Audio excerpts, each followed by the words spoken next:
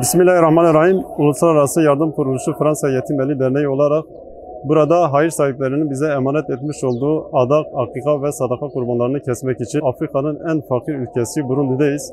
Allah-u Teala bu vesileyle tüm hayır sahiplerinin hayırlarını kabul etsin. Hem bu dünyada hem ahirette huzur ve mutluluklara vesile etsin inşallah.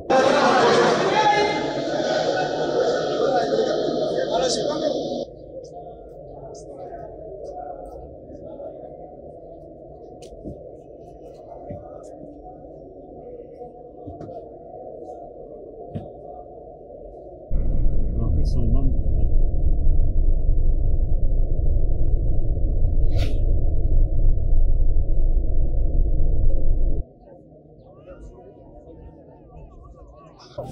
Bismillahirrahmanirrahim. Uluslararası Yardım Kuruluşu Fransa Yetimeli Derneği olarak Afrika'nın Burundi ülkesinin Gatunga bölgesindeyiz.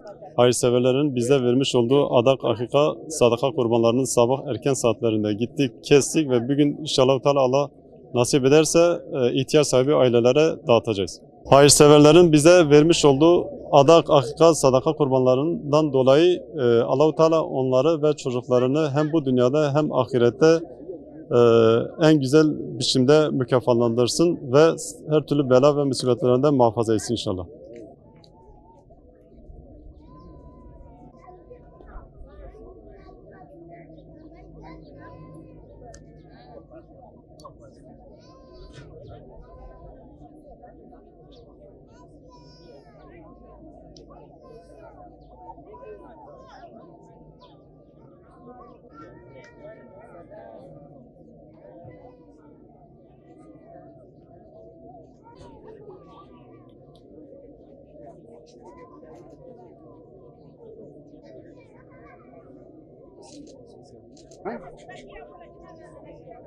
Ömer, arkadakiler de ver.